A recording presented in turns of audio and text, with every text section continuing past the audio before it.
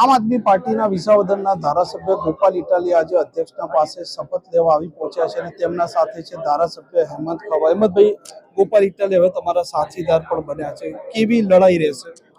ચોક્કસપણે આગામી વિધાનસભાના સત્રો જ્યારે મળશે ત્યારે ગોપાલભાઈના તોફાની અંદાજની અંદર જ ઘણા સમયથી આ ખેડૂતો, યુવાનો અને પછાત સમાજના ઘણા લોકો સરકારથી ખૂબ નારાજ છે. એના પ્રશ્નોને વિધાનસભાના ફ્લોર ઉપર ચોક્કસપણે અવાજ અમારો બુલંદ થશે.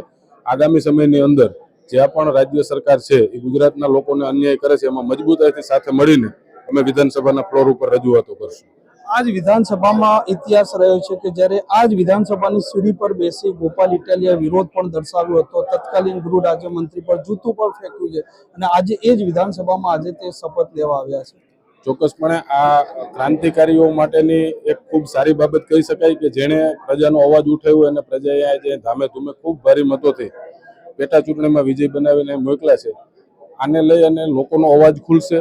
જે લોકો વિરોધ કરતા હવે ડરી રહ્યા છે, કારણ કે આ ભારતીય જનતા પાર્ટીની તાનાશાહી સરકારમાં જે કોઈ વિરોધ કરે એના ઉપર ખોટા કેસો કરવા, દમન કરવું, એ એક જાણે એક સિસ્ટમ બની ગઈ હોય. આ સિસ્ટમ તોડી અને લોકોએ જે ગોપાલભાઈને વિધાનસભાની અંદર મોકલ્યા છે આનાથી પોતાનો હક માગવા વાળા યુવાનોને ખૂબ પ્રેરણા મળશે અને ગુજરાતમાં ખૂબ મોટું પરિવર્તન આ બાબતથી આવશે.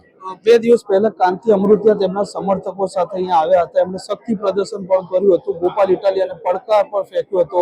આ ઘટના આપ કેવી રીતે જોઈ રહ્યા છો? ચોક્કસપણે આવી ખોટી નિવેદનબાજીઓ ના કરવી જોઈએ. કાંતિભાઈએ રાજીનામું દેવાની વાત કરી હોય તો રાજીનામું આપી દેવું જોઈએ. માત્ર નિવેદનબાજી કરીને શો ઓફ કરી અને જે પ્રકૃતિ કરી, મોરબીના લોકો એને મોરબીના કામ કરવા માટે ચૂંટ્યા છે, નહીં કે આવા ખોટા નિવેદનો કરી અને પ્રજાને ગુમરાહ કરવા. આપ પણ જોવો છો કે એમના સમર્થકોને પણ કહેતા જોવા મળ્યા છે કે રાજીનામું આપવાનું નથી, માત્ર જવાનું છે.